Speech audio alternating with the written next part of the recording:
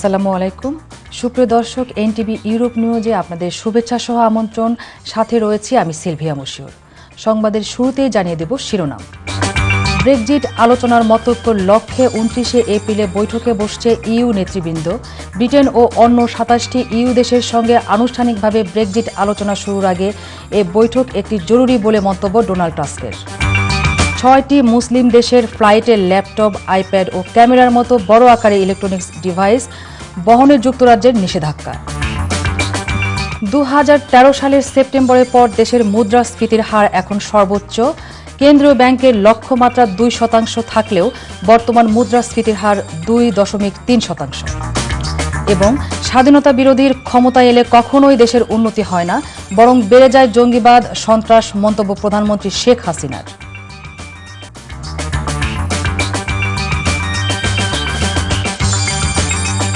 শুনছিলেন শিরোনাম এবারে জানিয়ে দেব পুরো সংবাদ সংবাদের পর এই খবরের ভিডিও সহ আপডেট জানতে ভিজিট করুন www.europntv.com দর্শক শুরুতেই ব্রিটেন প্রসঙ্গ যুক্তরাজ্যের প্রধানমন্ত্রী থেরেসা মে মার্চের ইউরোপীয় ইউনিয়নকে এই পরিবারে আর না থাকার কথা জানিয়ে দেওয়ার পর ব্রেক্সিট আলোচনা নিয়ে মতৈক্যের জন্য 29 এপ্রিল বৈঠকে বসবেন ইইউ নেতারা মঙ্গলবার বৈঠকের চেয়ারম্যান ডোনাল্ড টাস্ক একথা জানিয়েছেন ব্রিটেন এবং বাকি 27টি ইইউ দেশের সঙ্গে আনুষ্ঠানিকভাবে ব্রেক্সিট আলোচনা শুরুর আগে এ বৈঠক একটি জরুরি পদক্ষেপ সাংবাদিকদের টাস্ক জানান তিনি 29 এপ্রিলে ইউরোপীয় কাউন্সিলকে ব্রেক্সিট আলোচনার নির্দেশাবলী দেওয়ার আহ্বান জানাবেন ব্রেক্সিট আলোচনা 2 বছর ব্যাপী চলবে বলে ধারণা করা হচ্ছে তবে বহু কর্মকর্তা ও কূটনীতিক এ আলোচনা আরও বেশি সময় ধরে চলতে পারে বলে মন্তব্য করেছেন এদিকে ব্রিটিশ প্রধানমন্ত্রী থেরেসা মে লিসবন চুক্তির 50 ধারা আনুষ্ঠানিকভাবে ইউরোপীয় ইউনিয়ন থেকে যুক্তরাজ্যে বেরিয়ে আসার প্রক্রিয়া শুরু করবেন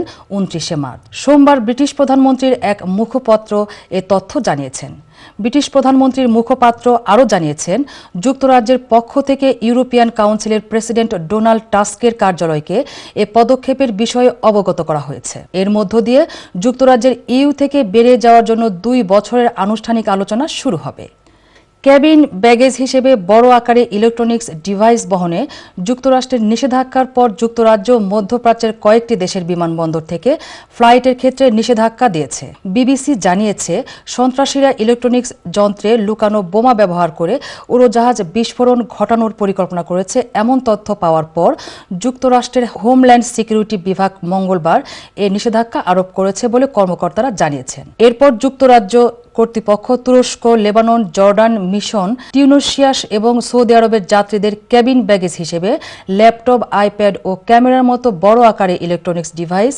বহনের নিষেধাজ্ঞা দিয়েছে এর ফলে যাত্রীদের ফোন ছাড়া অন্য ইলেকট্রনিক্স ডিভাইস চেকড ব্যাগেজ হিসেবে দিতে হবে সেগুলো যাত্রার সময় নিজেদের হাতে রাখতে পারবে না মূলত মুসলিম এই দেশগুলোর 10টি বিমানবন্দরকে কেন্দ্র করে ফ্লাইট পরিচালনা করে এমন 9টি বিমান পরিবহন সংস্থার উপর সরাসরি এই নিষেধাজ্ঞার প্রভাব পড়বে বলে জানিয়েছে বিবিসি আর বাংলাদেশ থেকে যুক্তরাষ্ট্রের সরাসরি ফ্লাইট না থাকায় যারা এই এয়ারলাইন্সগুলো ব্যবহার করবেন তাদেরও এই নিষেধাজ্ঞার আওতায় পড়তে হবে কর্মকর্তারা বলেছেন মোবাইল ফোন বা স্মার্টফোনের চেয়ে বড় যে কোনো ইলেকট্রনিক্স সামগ্রী এই নিষেধাজ্ঞার আওতায় থাকবে এবং তা কার্যকর করতে মঙ্গলবার গ্রিনিচ মিন টাইম সকাল 7টা থেকে 96 ঘণ্টার সময় দেওয়া হয়েছে বিমান পরিবহন সংস্থাগুলোকে তবে অনুমোদিত চিকিৎসা যন্ত্রপাতি ও নিষেধাজ্ঞার আওতায় পড়বে না যুক্তরাজ্যের মুদ্রাস্ফীতির হার বেড়েছে 2.3%। 2013 সালের সেপ্টেম্বরের পর এটি সর্বোচ্চ মুদ্রাস্ফীতির হার বলেছেন বিশেষজ্ঞরা জ্বালানি ও খাদ্যের দাম বৃদ্ধি পাওয়ার মূলত মুদ্রাস্ফীতির হার বৃদ্ধি পেয়েছে বলে জানিয়েছে অফিস ফর ন্যাশনাল স্ট্যাটিস্টিক্স জানুয়ারির তুলনায় ফেব্রুয়ারিতে কনজিউমার প্রাইসেস ইন্ডেক্স 1.8% থেকে 2.3% বৃদ্ধি পেয়েছে যা কেন্দ্রীয় ব্যাংকের লক্ষ্যমাত্রার চেয়ে বেশি এর আগে ব্যাংক অফ ইংল্যান্ড মুদ্রাস্ফীতির লক্ষ্যমাত্রা নির্ধারণ করেছিল 2%। যুক্তরাজ্যের ইউরোপীয় ইউনিয়ন ত্যাগ নিয়ে পক্ষপাতমূলক সংবাদ পরিবেশনের জন্য বিবিসিকে দোষারোপ করেছেন 70 জনেরও বেশি ব্রিটিশ এমপি ব্রেক্সিটকে হতাশাব্যঞ্জক ও তির্যক আকারে উপস্থাপনের জন্য যুক্তরাজ্যের রাষ্ট্রীয় মালিকানাধীন এই টেলিভিশন চ্যানেলটিকে সতর্ক করেছেন তারা বিবিসির ডিরেক্টর জেনারেল লর্ড হলের প্রতি লেখা এক চিঠিতে ব্রেক্সিট বিরোধী অবস্থান থেকে সরে এসে নিজেদের শোধরানোর আহ্বান জানিয়েছেন এসব এমপিরা। ওই চিঠিতে স্বাক্ষরকারী এমপিদের অধিকাংশই যুক্তরাজ্যের ক্ষমতাসীন দল কনজারভেটিভ পার্টির এমপি। ব্রিটিশ এমপিদের চিঠিতে বলা হয়, বিবিসির পক্ষপাতমূলক সংবাদ পরিবেশন জাতীয় পর্যায়ে বিতর্কে জোরালো প্রভাব ফেলতে পারে। চিঠিতে স্বাক্ষর করা কনজারভেটিভ পার্টির জ্যেষ্ঠ নেতাদের মধ্যে রয়েছেন ওয়ার্ক ও পেনশন বিষয়ক সাবেক মন্ত্রী আয়ান ডানকাট স্মিথ, সাবেক পরিবেশ মন্ত্রী ওয়েন প্যাটারসন, নর্দার্ন আয়ারল্যান্ড সাবেক মন্ত্রী থেরেসা ভিলিয়ার্স। বিবিসিকে পাঠানো এই চিঠিতে স্বাক্ষর করেন প্রতিষ্ঠানটির সাবেক কর্মী এবং কনজারভেটিভ পার্টির এমপি জুলিয়ান নাইট। তিনি বলেন, প্রকৃতপক্ষ ব্রেক্সিট নিয়ে গণভোট সংক্রান্ত বিবিসির কভারেজ নিয়ে তার কোনো অভিযোগ নেই। তবে তার বিশ্বাস এটা ব্রেক্সিট নিয়ে সামগ্রিকভাবে একটা হতাশাজনক পরিস্থিতি তৈরি করবে। জুলিয়ান নাইট বলেন, রাজনীতিবিদ ও মানুষ যদি এটাকে নিরপেক্ষ হিসেবে বিবেচনা না করেন, তাহলে ভবিষ্যতে বিবিসি ও লোকজনদের কাছে সন্দেহমুক্ত থাকবে না। এবারে বাংলাদেশ প্রসঙ্গ। প্রধানমন্ত্রী শেখ হাসিনা বলেছেন, স্বাধীনতা বিরোধীর ক্ষমতায় এলে কখনোই দেশের উন্নতি হয় না, বেড়ে যায় জঙ্গিবাদ, সন্ত্রাস।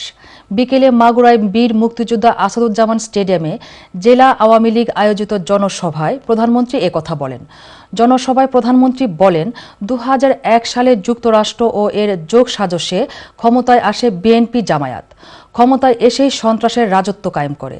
এছাড়া প্রধানমন্ত্রী জনসভা থেকে নৌকায় পক্ষে ভোট চান। বিস্তারিত দেখুন রিপোর্টে।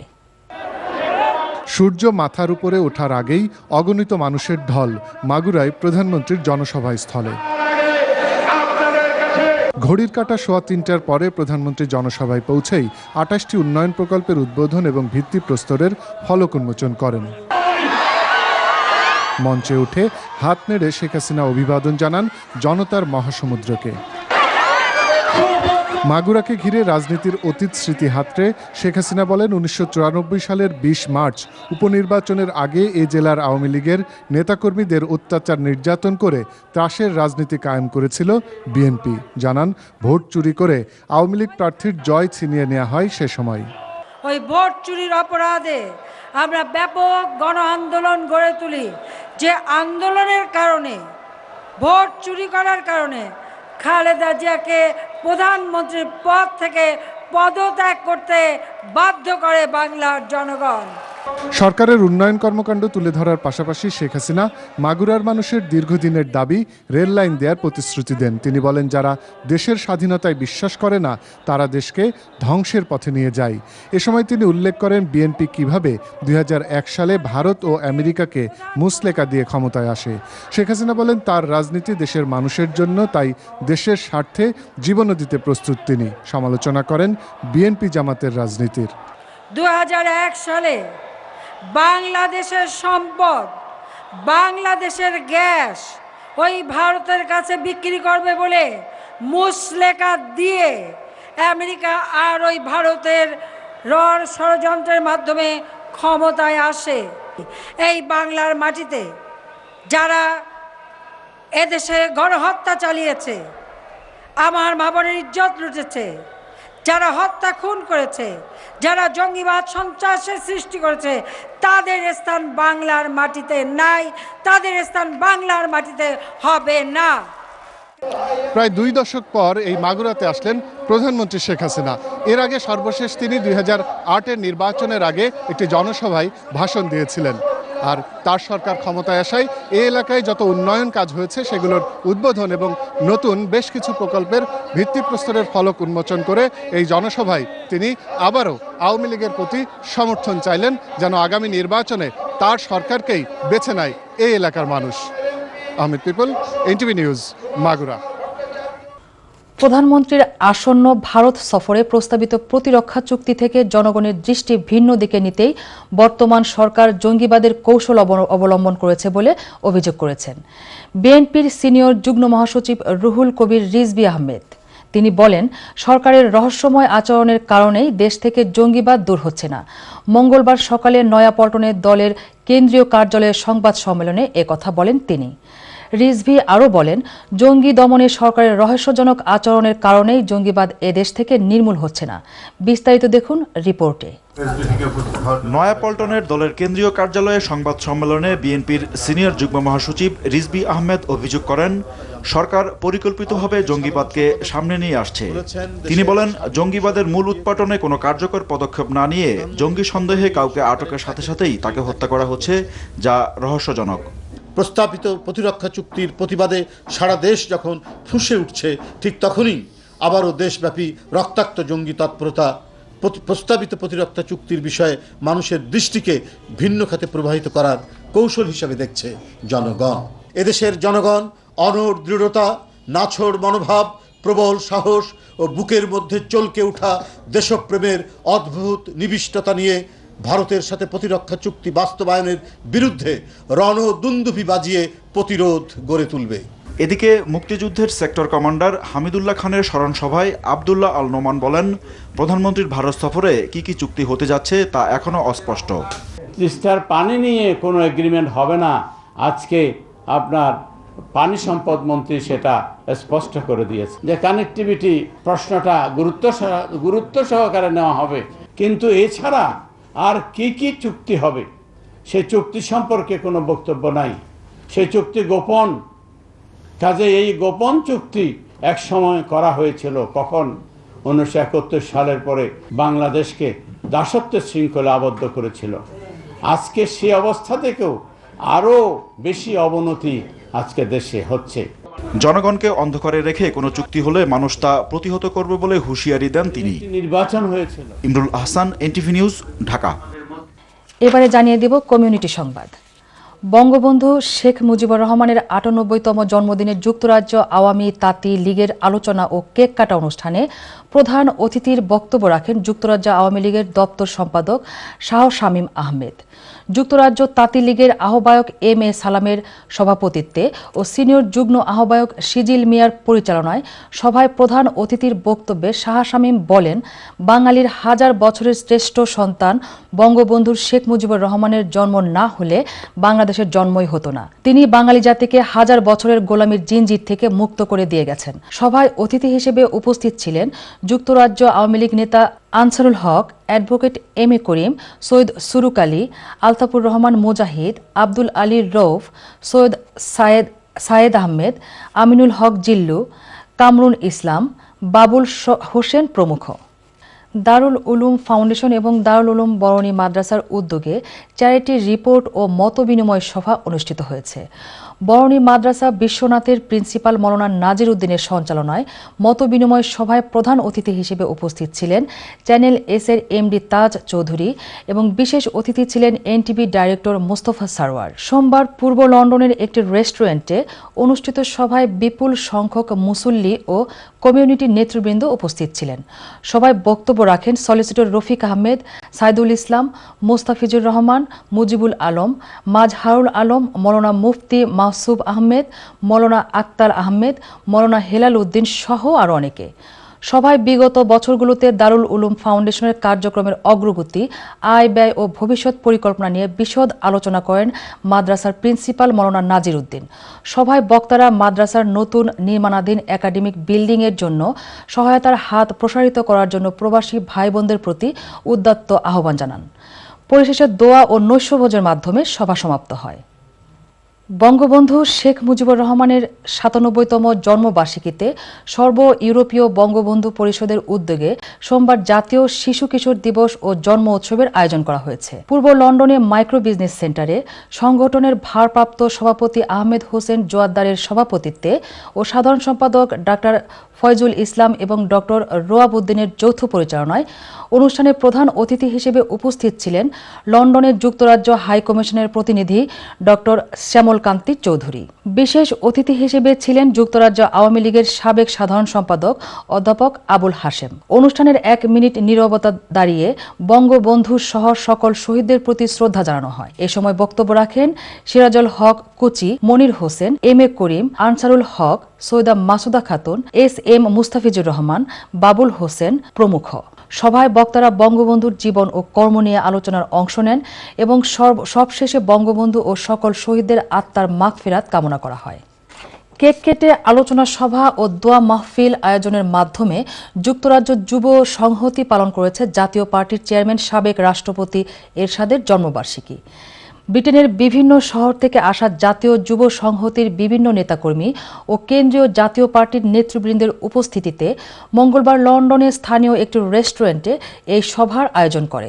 আমাদের নর্থ ও মিডল্যান্ডস ব্যুরো প্রধান ফারসু আহমেদের চৌধুরী জানান, আলোচনা সভায় বক্তারা জাতীয় পার্টির চেয়ারম্যান এরশাদকে বাংলাদেশের সবচেয়ে সফল রাষ্ট্রপতি হিসেবে আখ্যায়িত করে দেশ ও জাতির কল্যাণে তাকে আবারও ক্ষমতায় বসাতে দেশপ্রেমিক সকল বাংলাদেশিদের প্রতি আহ্বান জানান। এছাড়া আলোচনা সভা থেকে জাতীয় পার্টি ও এরশাদের জনপ্রিয়তার কারণে একটি মহল ষড়যন্ত্র করেছে বলেও অভিযোগ করা হয়। যুক্তরাজ্য জাতীয় যুব সংহতি আহ্বায়ক মনসুর আলমের সভাপতিত্বে অনুষ্ঠিত আলোচনা সভা যৌথভাবে পরিচালনা করেন যুগ্ম আহ্বায়ক জবলু উদ্দিন ও গুলজার আহমেদ।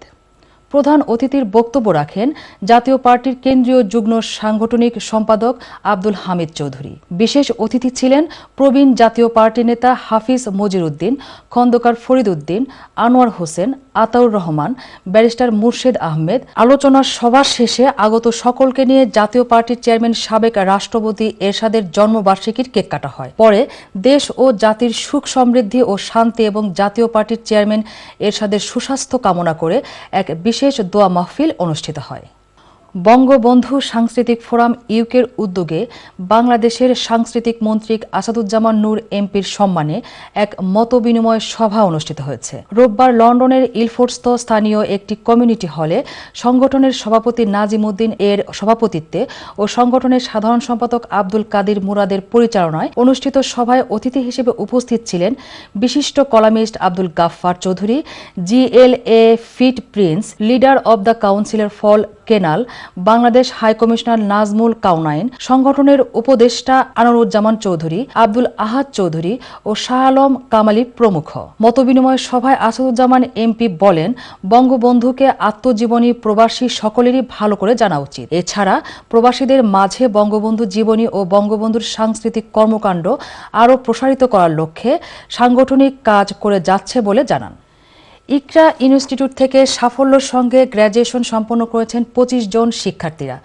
ব্রিটেনে বিভিন্ন কলেজ বিশ্ববিদ্যালয়ের অধ্যয়নের পাশাপাশি ইকরা ইনস্টিটিউট থেকে আলিম কোর্স সম্পন্ন করেছেন এসব শিক্ষার্থীরা। রোববার লন্ডন মুসলিম সেন্টারে এক অনাড়ম্বর অনুষ্ঠানের মাধ্যমে তাদের হাতে গ্র্যাজুয়েশন অ্যাওয়ার্ড ও সার্টিফিকেট তুলে দেওয়া হয়। এছাড়াও সারা বছর প্রতিষ্ঠান থেকে বিভিন্ন বিষয়ে ভালো ফলাফল অর্জনকারী শিক্ষার্থীদের পুরস্কৃত করা হয়। এ উপলক্ষে আয়োজিত ইয়ার এন্ডিং সিরোমনি অনুষ্ঠানে শুরুতে স্বাগত বক্তব্য রাখেন প্রিন্সিপাল মাওলানা জিয়াউর রহমান। এছাড়া শিক্ষার্থীদের হাতে অ্যাওয়ার্ড তুলে দেন মেট্রোপলিটন ইউনিভার্সিটির ডেপুটি হেড ও লন্ডন মুসলিম সেন্টারের chairman Mohammad Habibur Rahman, secretary Ayub Khan, executive director Delwar Hossain Khan, ইকরার chairman Abdul Munib Carroll, vice principal Maulana FKM Shahjahan ও আশরাফ মাহমুদ উজ্জ্বল। ইতালি বসবাসরত বাংলাদেশিদের ঢাকা শহরে একটি স্থায়ী ঠিকানা নিশ্চিত করতে শাপলা সিটি লিমিটেড ইতালির রোম, ভেনিস, নাপোলি ও মিলান শহরে বিশেষ সাংস্কৃতিক অনুষ্ঠান বাংলার মেলা ওপেন কনসার্টের আয়োজন করেছে। শাপলা প্রবাসীদের জন্য ঢাকার কমলাপুর রেলস্টেশন সংলগ্ন মুগদা এলাকায় ফ্ল্যাট বরাদ্দের অফার দিয়েছে। শাপলা সিটি লিমিটেড এর প্রচারকে সবার মাঝে ছড়িয়ে দিতেই মূলত বাংলাদেশ থেকে এক ঝাঁক তারকা নিয়ে আয়োজন করেছে ওপেন কনসার্ট বাংলার মেলা। সাংস্কৃতিক অনুষ্ঠানে জনপ্রিয় সঙ্গীত শিল্পী মনির খান, নিশিতা বড়ুয়া, পথিক হাসান, ফকির শাহাবুদ্দিন সহ অভিনেতা ফজলুর রহমান বাবু, কাজল তাদের শৈল্পিক পরিবেশনা সাংস্কৃতিক প্রেমী ইতালি প্রবাসীরা উপভোগ করেন। মেলায় শাপলা সিটির স্টলে কর্মকর্তারা ফ্ল্যাট সম্পর্কে তথ্য তুলে ধরেন। এ সময় প্রবাসীরা সন্তুষ্টি প্রকাশ করেন এবং অনেকে কম দামে ঢাকা শহরে নিজের ঠিকানা স্থায়ী করতে আশা প্রকাশ করেন। এ সময় কর্মকর্তারা বলেন, প্রবাসীদের জন্যই এই সুবর্ণ সুযোগ নিয়ে এসেছে শাপলা সিটি লিমিটেড।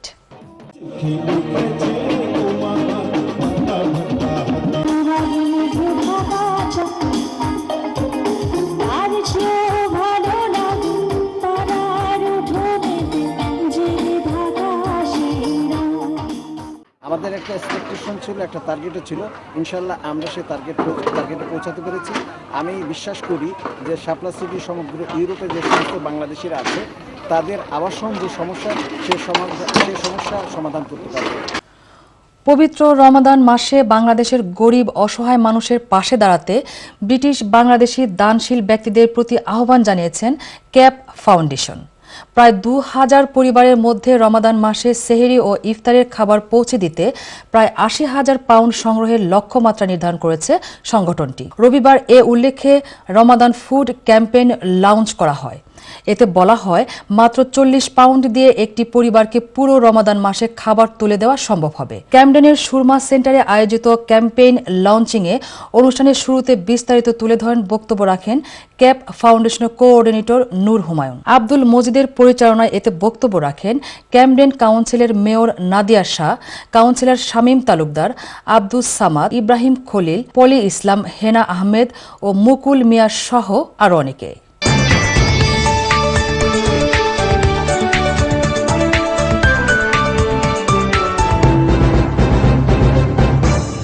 এবার জানিয়ে দিব আমাদের সিলেট অফিস থেকে পাঠানো তথ্য ও ছবি নিয়ে সংবাদ প্রতিদিনের সিলেট।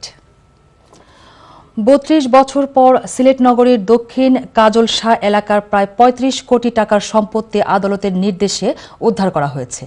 আজ দুপুরে সিলেটের নির্বাহী ম্যাজিস্ট্রেট জিয়াউল ইসলাম চৌধুরীর নেতৃত্বে এ উদ্ধার অভিযান পরিচালিত হয়। এ সময় আইন শৃঙ্খলা বাহিনীর শতাধিক সদস্য তাকে সহযোগিতা করেন। জিয়াউল ইসলাম চৌধুরী জানান, দক্ষিণ কাজল শাহ এলাকার ২.৩০ একর ভূমি সম্পত্তির আদালতের নির্দেশে উদ্ধার করা হয়েছে। তিনি জানান, আব্দুর রহমান আবুল নামে ব্যক্তি আদালত থেকে রায় পেয়ে সম্পত্তি দখল থেকে উদ্ধারের জন্য আবেদন জানান। এর প্রেক্ষিতে দখলকৃত জায়গায় থাকা স্কুল ও বাসাবাড়ি সহ বিভিন্ন স্থাপনা ভেঙে দেওয়া হয়। জিয়াউল জানান, এর আগে দখলকৃত জায়গায় থাকা বসবাসকারীদের খালি করে দেওয়ার জন্য লিখিত অনুরোধ জানানো হয়েছিল, কিন্তু অনুরোধ সাড়া না দেওয়ায় আজ উচ্ছেদ অভিযান পরিচালনা করা হয়। অভিযান শেষে প্রকৃত মালিককে উদ্ধারকৃত সম্পত্তি বুঝিয়ে দেওয়া হয়। সুনামগঞ্জের সদর উপজেলার লক্ষণশ্রী ইউনিয়নের মদনপুরের মরা নদী নিয়ে ২ গ্রামবাসীর সংঘর্ষে ৪০ জন আহত হয়েছে। আহতদের সুনামগঞ্জ সদর হাসপাতালে ভর্তি করা হয়েছে।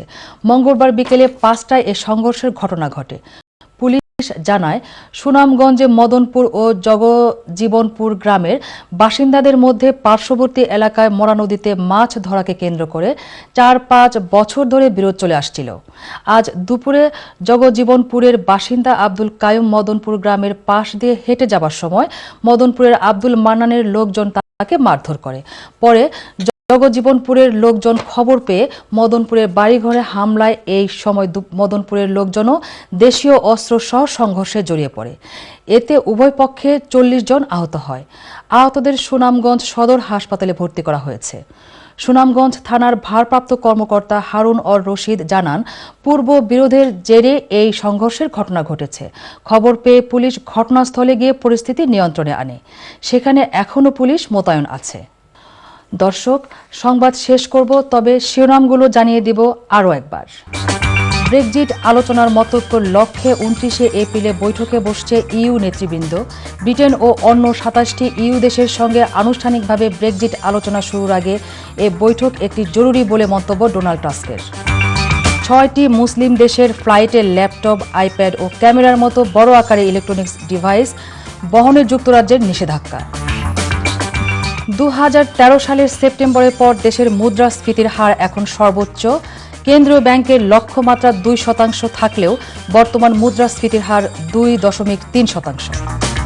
এবং স্বাধীনতা বিরোধীর ক্ষমতা এলে কখনোই দেশের উন্নতি হয় না, বরং বেড়ে যায় জঙ্গিবাদ, সন্ত্রাস, মন্তব্য প্রধানমন্ত্রী শেখ হাসিনার। এই ছিল আমাদের হাতে থাকা এনটিভি ইউরোপ নিউজের সর্বশেষ আয়োজন। এই খবরের ভিডিও সহ আপডেট জানতে ভিজিট করুন www.europentv.com। সাথে থাকার জন্য সবাইকে ধন্যবাদ। আল্লাহ হাফেজ।